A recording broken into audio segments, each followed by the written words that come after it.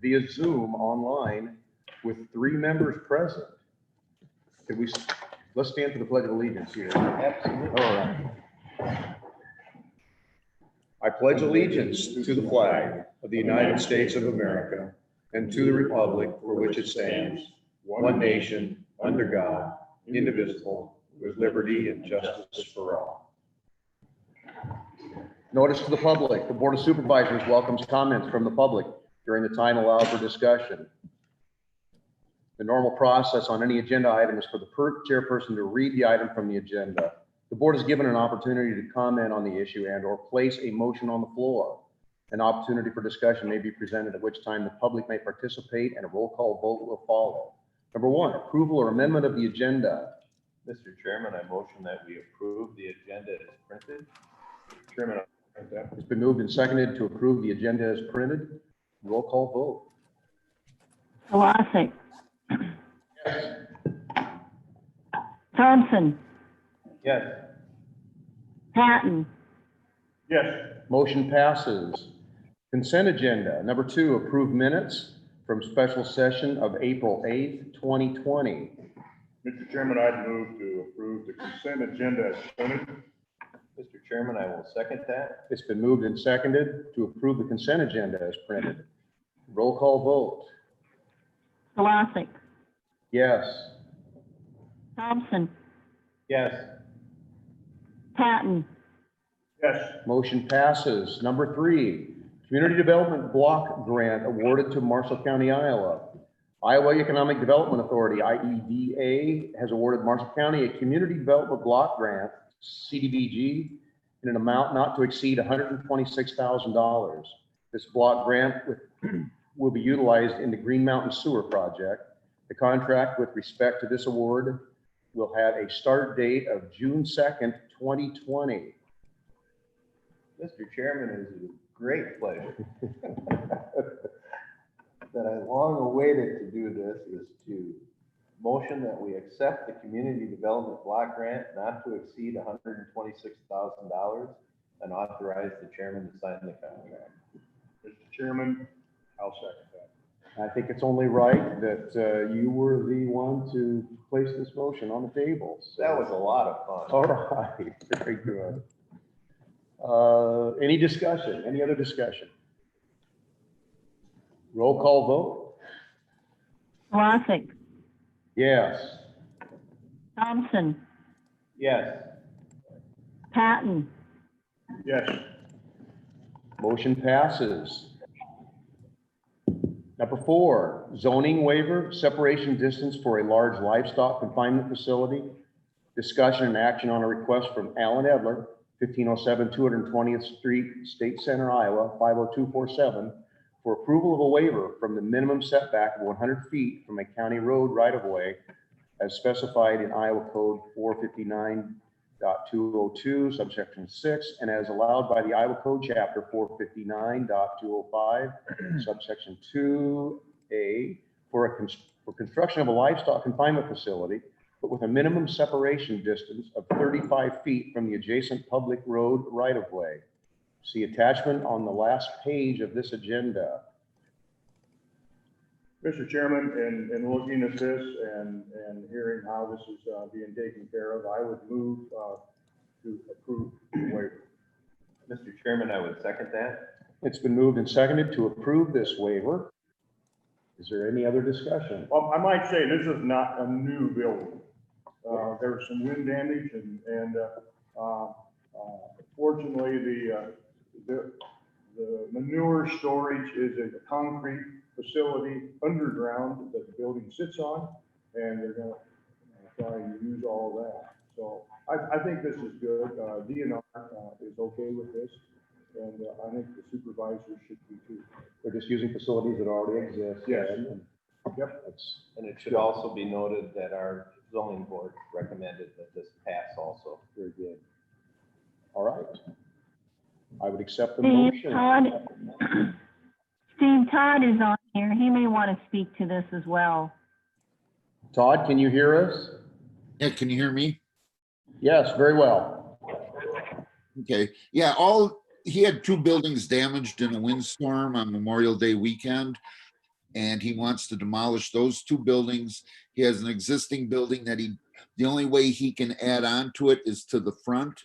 It will not exceed getting closer to the road than any of his other buildings. He already has numerous other buildings that are about 40 feet away from the road. And this one's going to just come up right about to where those are. It's not going to go past them. And he's not adding any other livestock or cattle to it. He's just going to move them into what, the new part of this building. Very good. Thank you, Todd. Well, I think we're ready for a roll call vote.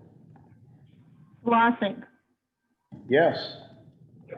Thompson, Yes.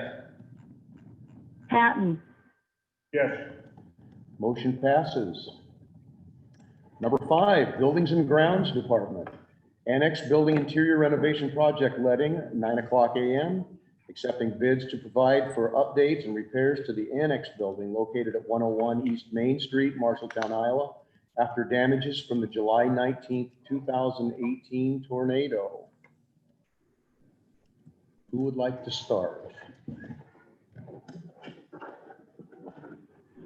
Okay, so here's the box where everybody delivered yesterday. Lucas and I locked them in the election room and we just got them out just before the meeting, and that room was not occupied. No one went in. I didn't allow anyone in, even on the election team, because that's the only people that can get in. Were they hermetically sealed? They weren't. They weren't? We just sat That's not them in there. necessary. Been watching Carson. I guess I have been watching Carson. You're gonna do the Karnak one now, hold it up to your forehead. Okay, sorry. Okay, so I'm going to I think I'm going to invert them. So first one in, first one out. That's kind of an accounting thing, isn't it? So this one is not sealed. It's just, The envelope inside should be sealed though. okay. It is not.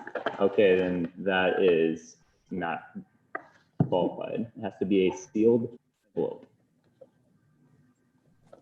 It was class. Could it have been sealed in its unsealed sense? It's in bold on the instructions They to wrote bidders, it. right out It's on sealed. 0102. So if it's not a sealed envelope, it is not usually accepted. And that would not be. Are we a getting qualified bid. clarification from, is Scott on? Yeah, we can get clarification from Scott. Double check. So it's just clasped. It's clasped. And will there be others maybe that'll be the same way? I don't know. Okay. We haven't looked at it. All It's we very clear did- on the instructions to bidders in bold letters, a sealed envelope, so that things can't get moved around and changed. Okay, well, can I go on to Go on to number the next one. 2? Okay, so we've got the second one that came in. It is sealed.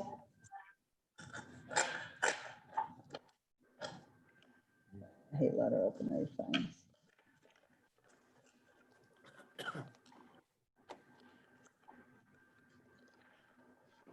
It's sealed. There's 2 envelopes Okay. inside that are sealed. And I'm going to take this in case it's somebody on the, hello, this is Nan? Hey, if it's just clasped and not sealed. Class. Okay, yeah, you're probably typing something wrong. Okay, that's okay. Give me just a second here. Non-sealed. Yeah, we're in it right now, but give me your email address. Okay. Jacob, you're calling 702, Jacob, 702. And maybe it has sealed envelopes inside. Okay, I just forwarded you the meeting request. Okay, And who are you with again? all right. Thanks, Jeff. Garling, okay. Yeah, I just typed. We haven't read any so yet. We're just starting to open. Choose to waive that if you decide that And we've it's got okay because it's one been bid stored, was, by Nan. you got a in? certain way. Awesome. Nobody Oh, could have thank you. got in Bye-bye. there, but that is your, or technically, they didn't follow the instructions, but In my opinion, we're getting into semantics. And I would have to fall on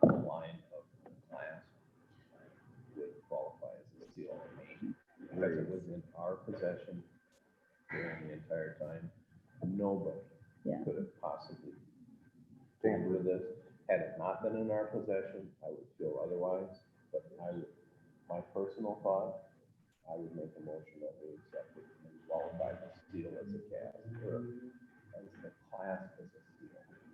I would concur, I would second that. That's reasonable. I think it is too, and especially since you where had they it. were. I had only people that have access to the room is former election staff who were instructed to not go in the room. And that's a fob entrance only, so we have, so all that. Yeah, No- that's I would totally think- I would reasonable. think Totally different if they weren't within our control. So the individual that couldn't get in is now, she said she's now in. Okay, so we've paused. You We've didn't really paused get into anyway. the- All we've done is literally opened this one envelope. So And currently. can I read who that is from? Yes. I can read that it is, since it's all sealed, it is from Garland Construction. Okay. And I will go ahead and open these other two envelopes as well. And we'll pass the information to you for your review. So this is the, yeah. So here's the two different things that were in the two envelopes. Okay. So we have a bid bond here for both of the project offers. We have acknowledgement of the addendums, and we have a unit price offer. So I'll pass this back to Nan. And we'll read that one when we get to the reading part, correct? Or do we read them now? Up to you. I'd say let's open them all first Okay. and get through that approval process. And we will go back to the first one, which was the clasp seal that the supervisors have now approved. Necessary for that information to even be. You may want to read it into the record. It just happened, so. Okay. Good. Oh, Sorry. At this point, no one knew, we didn't know. yeah, that you guys didn't know who it was No, from. but I'd like the record to reflect that we had no idea whom.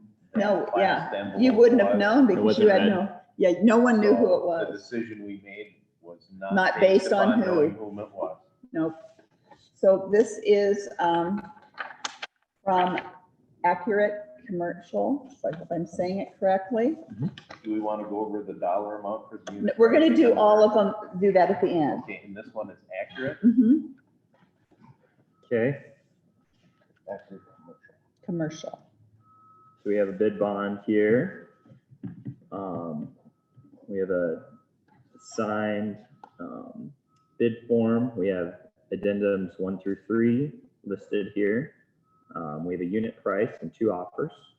So that one's good.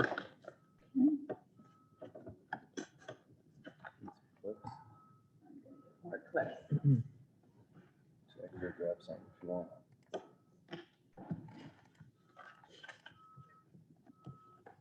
You're still living out of my bag. Okay. So third one, it's got a clasp, but it's also sealed. And 2 inside.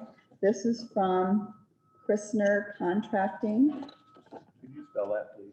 Christner. Thank you.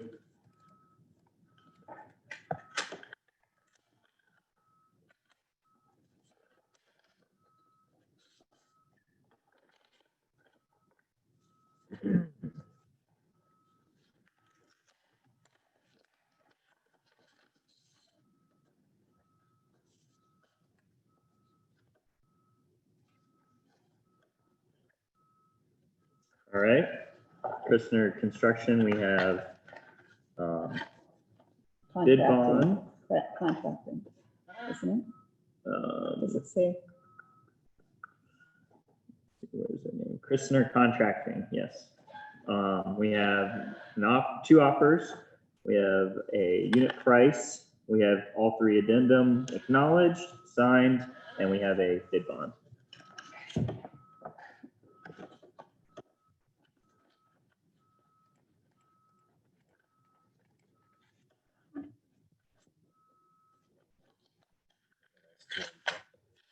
Envelopes. Let's see.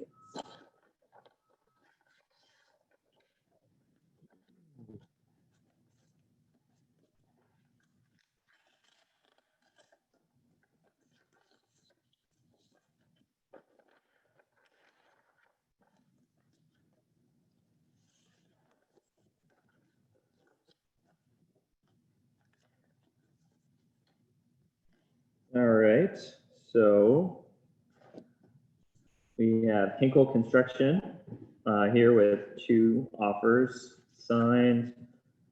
The addendums are acknowledged and the bid bond is here as well. So, one.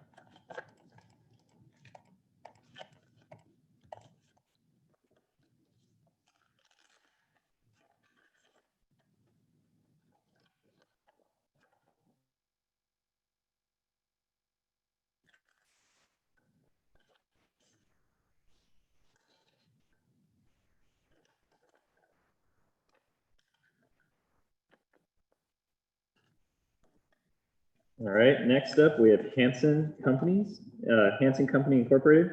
We have 2 offers. We have a bid bond. We've got acknowledgement of 3 addendum. It is signed, and we have a unit price offer as well. Good. Almost to the fun part. Almost to the fun part.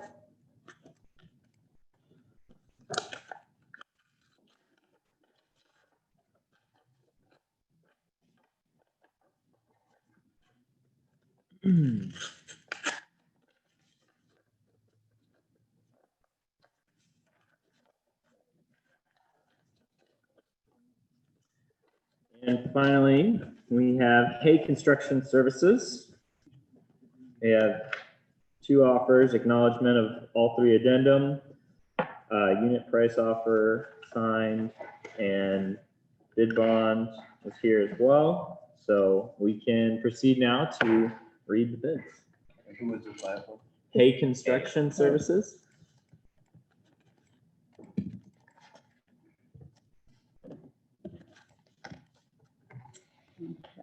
So we're gonna do them in order again, that we opened them. So Garland Construction is first. And so I need to, we've assured that all of these, all 6 have the bid bond. So we Yep. know that, and Yep. we have a little spreadsheet on the Board of Supervisor minutes for all those that have it. I know you've got a few extra pieces. Am I to read the addendums first? What you want to do, you don't have to read the addendum. What you want to read is the offer for the base bid, the offer for the code package, and Okay. then the amount offered for unit cost, which is on the second page. Okay, all right. So So those 3 numbers. the first is the offer, and that is 2,080,000 even. So 2,080,000. This is for Garland. For base bid, and then there should be a second one for Code work. Yep. Code work is 238,000. 238,000. And finally, the unit price is $1,525. 1,525. Do you have all your little boxes filled in? Great. Okay.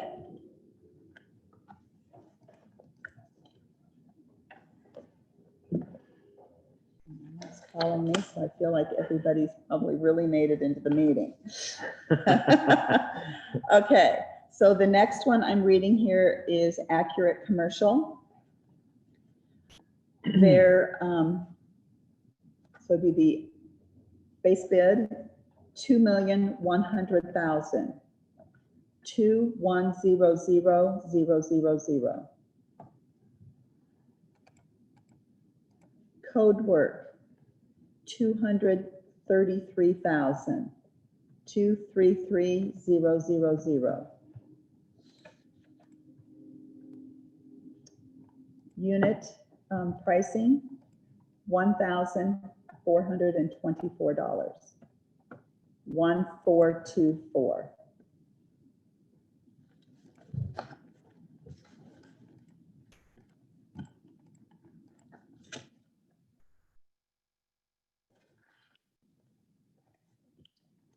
Next one is Christner Contracting.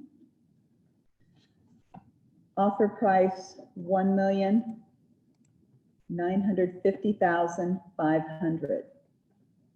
So 1,950,500. Code work, 270,307. 270,307. Unit price, $900.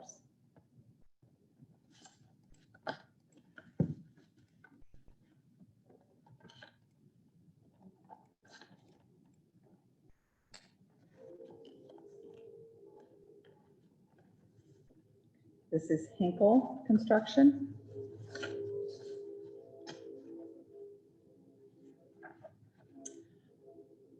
$1,844,000. So 1,844,000. Code work, 321,000. 321,000. Unit price, $1,500. Again, $1,500 for the unit.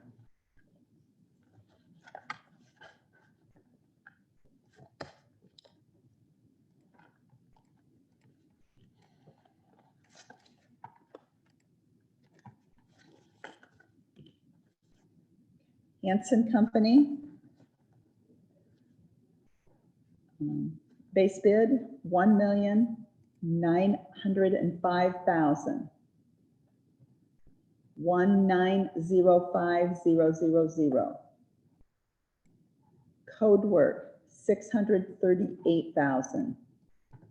638,000.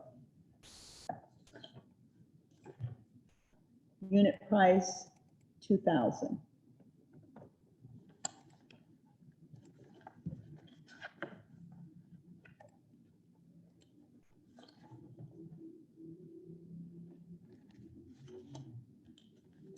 And Hay Construction, $2,260,000. 2,260,000. Code work, 300,000.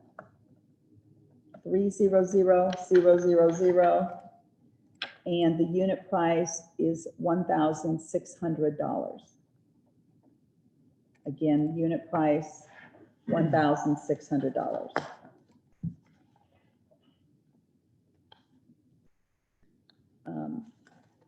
So I know, at least on my version of the agenda, it went out a few times. I tried to get that removed.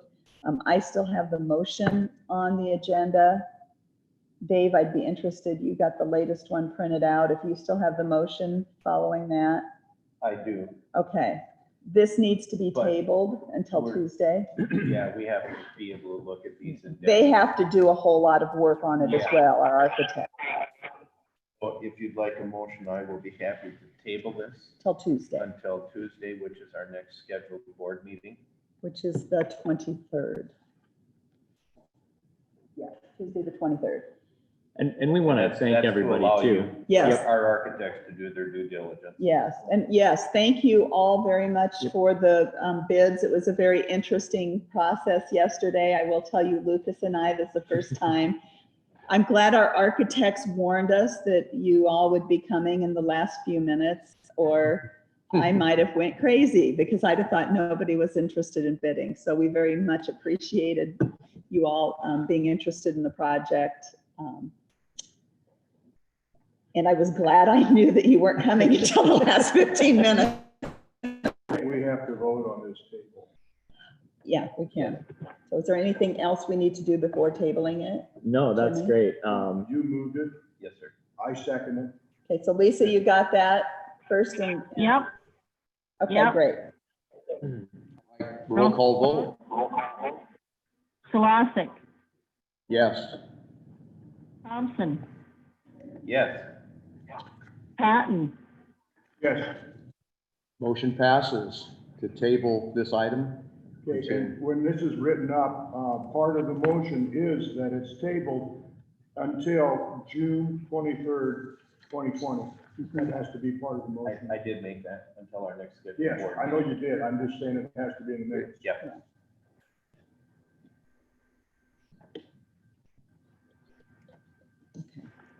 All right, is everything in order at this point? I think we are. Lisa, are you good? I'm good. Okay, All right, we're going to move on to number 6. Discussion on reopening the county.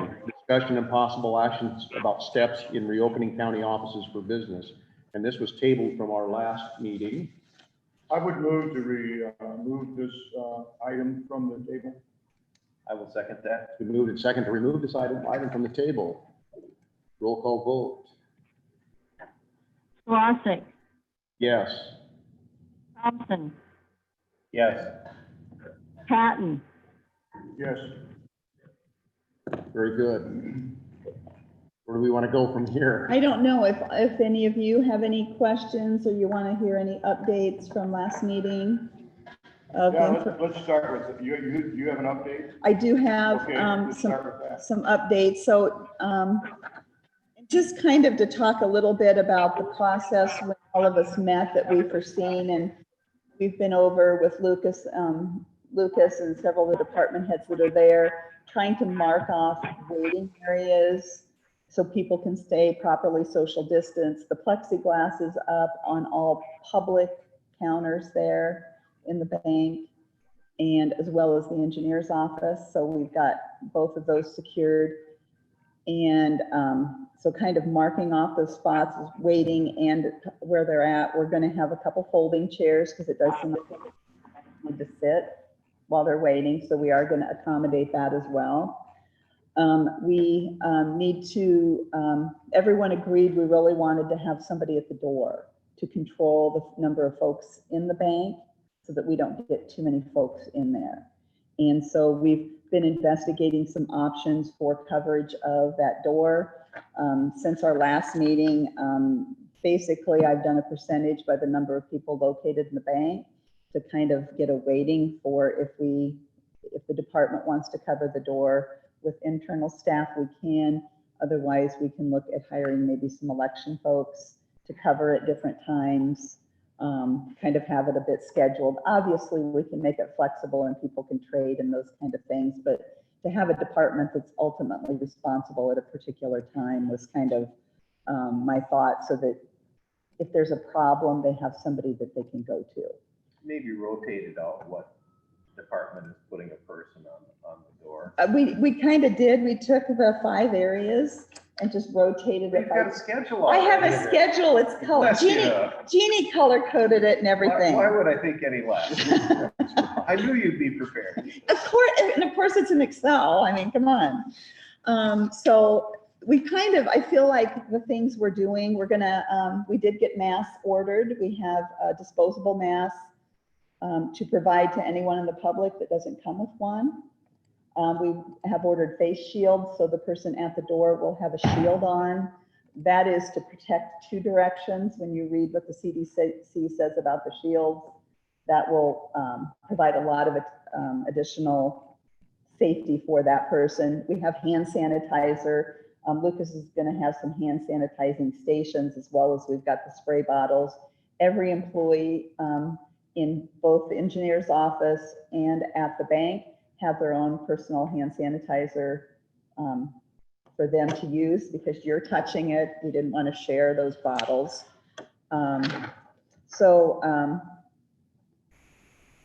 And I'll wait on the court's information we have, just so that it's publicly known. We're working on meetings with the courts as well, trying to figure out how to reopen that location, but that's not our conversation today. I did talk to Pat Thompson, and talking about if we have a case of one of our employees in the bank, you know, what we need to do. And she said that she would get involved and we would do contact tracing. So the 48 hours prior to symptoms appearing until the individual is isolated, we determine who they were within 6 foot distance for more than 15 minutes without protection.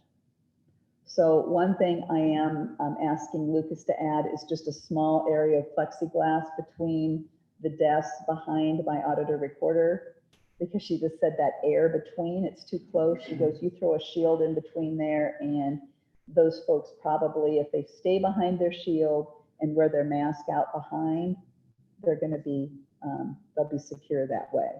Now, she said, obviously, if they go out to lunch together, then it's a different conversation, but it at least allows us to have that safeguard that way.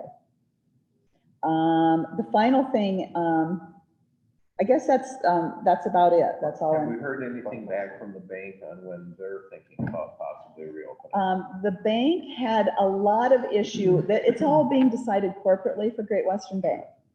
And for Great Western Bank, they're gonna do their phase 1 of phases, and 56 branches are opening on Monday. They were having a lot of issue getting the PPE and the posters, so I found that interesting. We've not, but I got on a special list because we're government and elections, so that kind of safeguarded us a little bit more.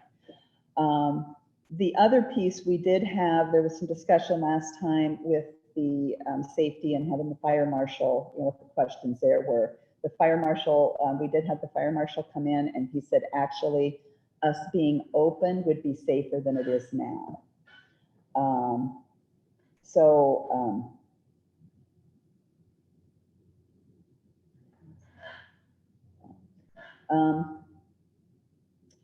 I found that interesting because right now we can't go out the north doors. The north doors are locked. We have keys. We have 2 keys. There's one in the treasurer's department and one in the auditor recorder. But if there was a fire, they can't technically get out the north door. Now, I've always said, I'm going to throw something through the door or through the window. I'm getting out of the building. It's not that big a deal. But we're planning on having somebody at that door all the time. We will have some, that actually, if we open to the public, we would unlock the north doors. Okay. So they would come in and out the north doors. The door to the east would remain locked because the bank would still be closed. If there's a fire, we can push bar through that door to get out of the building and go out the east door. The fire marshal asked that we put some additional signage up down that east stairway saying fire exit, fire exit. Okay, now let's stop for a second. Okay, East is going out into the alley. yes, Okay. yes, going out the east. And he also wanted one, there's kind of a column in the middle of the room there. And because that east entrance is kind of hidden. Yes. And so he wanted a couple additional signs on that office and that column, kind of leading people out if they did need to use the west door, go down the west, and then go across the bank to the east. So he said there's still 2. He goes, this isn't an ideal forever situation, but we're dealing with a month or 2. He said it's safer than we are now. Now, will the west door be? It'll be locked while the bank's still closed, but it's locked now. But there's push bars on. No, there is No, not. there's not on that either? No, the only push doors are on the east. So yeah, it's better than what we've got now. But so what I want to say is I don't think that's a consideration for our opening. You know, when we do, when we don't, that it's not safe. I don't think that's a consideration. I think we need to open when we think it's right to open. The chances of a fire aren't very great. No, but the chances of a tornado aren't very great either. And but yet here we But are. I hate to think that our people have to go across the room upstairs on 2nd floor, down the steps, and then across the bank again to get out the darn door. That would be the only way they can do it right now. Yeah, and when you got a fire, People don't think clearly. no, and the smoke comes immediately. I just really feel that it's So fire alarm. improper. Yeah, yeah. So, yeah, it's not an ideal circumstance what we've got, but it is what it is. So the bigger question is, you know, more on the reopening. We're not ready. We don't have people identified. I didn't want to, you know, start meeting about how to cover the door. When we talked about covering the door with a person, it was also mentioned, do we want 2 people at the door? It's kind of a, you know, a backup. Well, I feel like we felt better about having the person up on 2nd floor. So they'd come in the north, they couldn't get in the bank. They could use the elevator to come upstairs or go down if they need to. And they would, the door person would be up on 2nd floor, guiding them, you know, which office do you need? What are you here to do? So that we could guide them to where they needed to go and know if there was proper waiting space for them.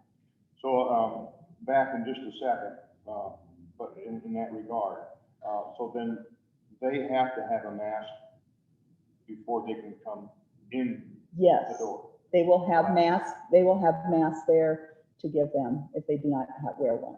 We've been recommending masks and doing the appointments, and they're saying 80 to 90% of the folks come with a mask on. Others, when they offer it, some take it and some pull their mask out of the pocket. So, you know, I don't think it'd be a million people we'd be giving masks to, but the person wearing the mask is protecting the other person. Yeah. You know, you're also protecting yourself, I think, a little, but that's just kind of, if you both have them on, you're both more protected. But again, the door person, I would have the shield, and we did get some shields that it slides up and down. So if there's no one there and they're warm, they could flop the shield up to cool down a little bit if they needed to. So we tried to get a little bit better shield than the ones the state provided us some for elections, although Cody wore one day and he said it was very, very comfortable. It had foam and it just wasn't a long-term type shield. It was more of a single day usage type thing. It had a little tab and you slip the tabs in. Some of the other stores in town are using the shields.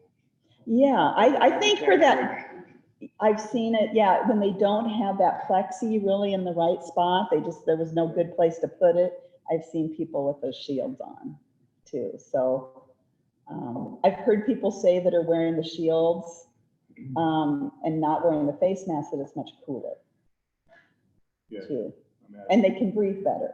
It's, you know, if you wear the mask. Doesn't fog up your glasses and Yeah, all that stuff. Yeah, it doesn't fog the glasses up nearly as bad either, so. Have we heard anything from any of these other government entities? I've heard that, I did talk with the city yesterday, and they are going to be, I'm gonna call it open by appointment-ish on Monday. They're gonna begin that. They're gonna have phones in their lobbies in the 2 entrances. And then they will call the department they need, and then the department will come down and get them and take them to their location. That's the city. That's the city. I've heard of a couple, 3 banks in town that are open. I think the Lennox Credit Union, I heard on the radio is open. I've heard Farmers Lobby is open. So it's, you know, and like I said, if you guys said yes, it isn't something we can do immediately. We've got to get our ducks in a row and get things kind of organized before we can do that. If we were to say yes today, do you need a week plus? Maybe a week plus, we would put another announcement out later. I would say we need to be prepared so that when we do say yes, it's almost instantaneous. I can't schedule people and Okay. call them if I don't have a date. All right. I get it. That's kind of my problem. I went to start calling people and the first one I called said, well, when's the first day you need me? I don't know. I mean, So let's talk about the next, today's the 17th. mhm. So next week, is there any time next week you think all that could be put together? Possibly. I just don't want to put a firm date out there. It also allows us to have a soft opening before we announce to everybody so that we have the lines that we can then, as people call, we can tell them our doors are open, you can come in when that point occurs and we're ready. And then we can make the announcement. That would give us a little time to tweak something if something's not working perfectly. So I've talked about the soft opening many times just for that kind of that reason. And, you know, we all learn as things happen in reality.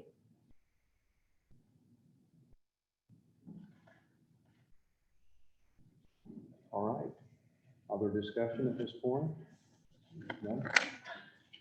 We did, I guess I'll add one more point. We did go through the entire ISAC thing. I think you all received that went through the legislature. I think it came in Friday. And Jeannie went through the entire checklist and has identified anything. There was a few things that we're going to talk to Lucas about as far as cleaning areas that we can get the service master on, and who is cleaning the engineer's office as well. Some additional signage that Jeannie's going to work on. And there were several things that weren't quite as applicable to us, like your business has been closed for 4 months and you need to clean the whole thing. Well, we've been in there working with the doors locked. So there's things like that that just weren't applicable in our case to do. Yeah, this is Jarrett in the treasurer's office. Just a couple thoughts on this. A soft opening, I think, is real good because right now we're averaging about 25 appointments. We're meeting people out here curbside right now, and we're also getting 20 to 30 email customers a day. So when we do a soft opening, we can get those people that we're already doing appointments with. We got those other ones that are doing over email, plus our typical phone calls that we can just tell them, hey, we're open now, you can come in. Then when if the doors are open, we're going to have our normal walk-ins. If we publicize it right out of the gate of what day it is, I think we'll have a lot of people just chomping at the bit to get here, and it'd be nice to get this soft opening done so we can iron everything out that we want to do. So that was one point. Second point, I know my conversation with the bank was the phases that they're in, it could be mid-late July by the time they open. Additionally, I think whatever our plan is, we have to be flexible. I know we could have up to 200 customers a day walk in here, and let's just say 25% don't have masks. We could potentially roll through masks quick if that happens. I would think there's more people that have masks than that, but we'll just have to be flexible on the fly on that process.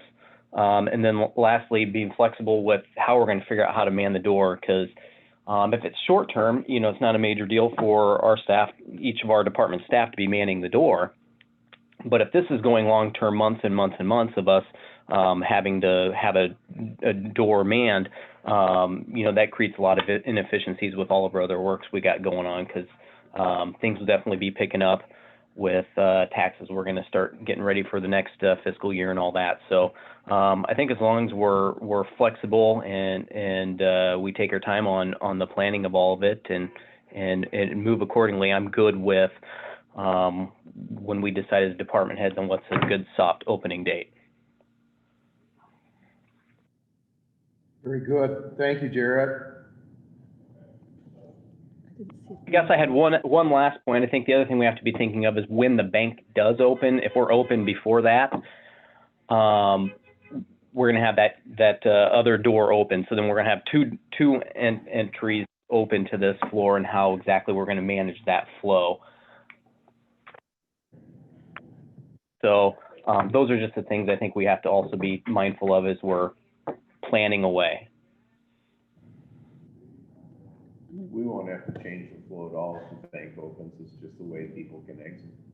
Yeah, I did talk to Alice about that. If it was an option to leave that west door closed and locked, if we decide we like the flow that we have with just the north door open, she said we can leave that locked and put signage up to that effect.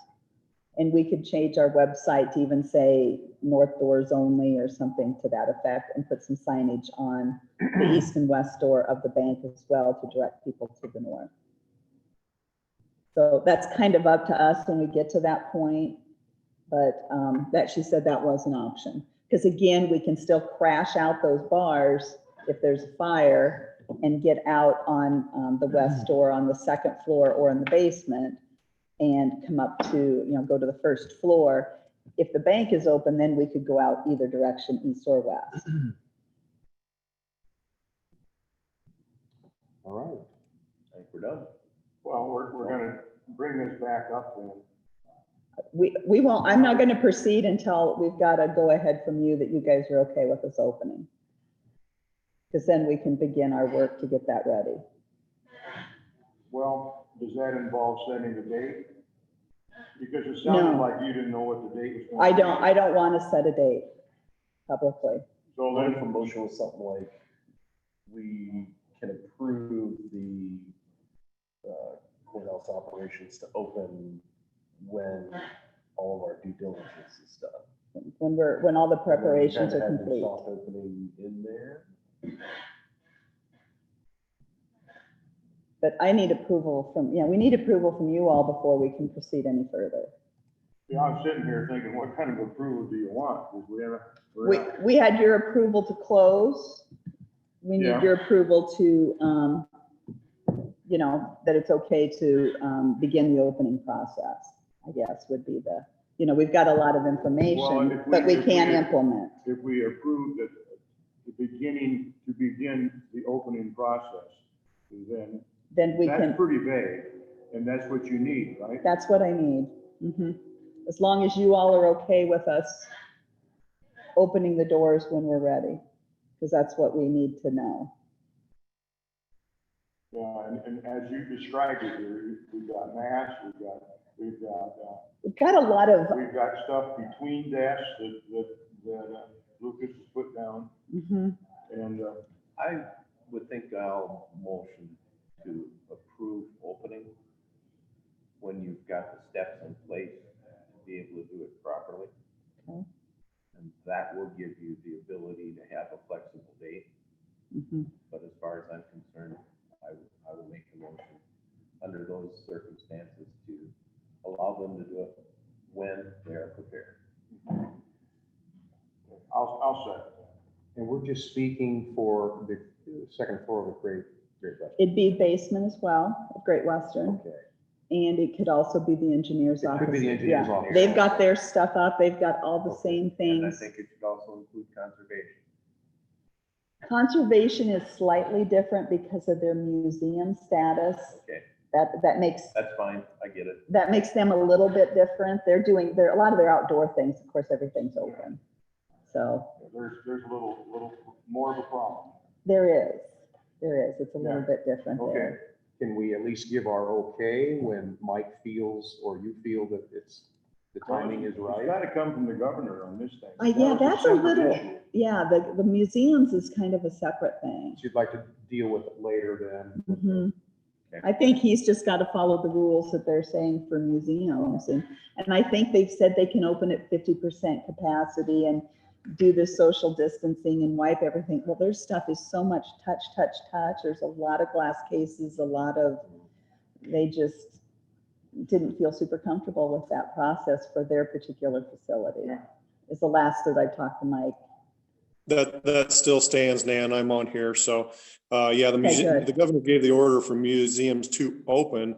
However, because of the collection status and the inability to clean and sterilize the touch things, as you mentioned, for the educational aspect of the museum, and then some of the mounts that we're unable to actually treat with chemicals that would otherwise ruin either the fur or feathers or other preservation methods. So the information you gave is still where we're at right now. The other problem we're working with right now is a cleaning schedule. I don't have staff time to pick up where Don's crews had done coming in on a weekly basis. So we too are going to pursue the cleaning businesses to see if they can come in at the very least once a week to keep up with that. All right, very good. I can't think of any other loose ends here that we need to, Well, we've Talk about got, it we've this got a way. motion. We have motion and Right. a second on the floor. yes. Yes. Do we want to discuss anything else, or should we go ahead and? I'm fine. Well, I think that this gives you a little bit of something to work with. It does. It lets us then proceed and kind of with a timeline and work with Jarrett and Mary Lee and Jill. Pat's working remotely mostly, so that doesn't impact her quite as much, but the VA guys are going to be moving into the basement tomorrow. So that's, Okay. they'll get in and as well. So, and it gives Paul some flexibility there as well. So. All right, I'd say we're ready for roll call vote. I'm sorry, I didn't hear the motion. The motion is to allow Nan and the department heads to prepare and reopen when they've got their things in place, and that the Board of Supervisors is approving the opening when the sufficient steps have been taken to do so. Okay, And that was seconded. okay. So that was motion by Thompson, seconded by Patton. Yes, ma'am. Okay. Roll call vote, Solosik, Yes. Thompson, Yes. Patton, Yes. Very good. Motion passes. We're up for number 7, adjournment. The next regular session is June 23rd, 2020 at 9:05 a.m. All business to be acted upon at that session should be submitted to the county auditor and recorder's office or the Board of Supervisors office by Thursday, June 18th, 2020 at 1:00 p.m. There being no further business to come before the board, the meeting is adjourned at 10:01 a.m. Thank you all for participating.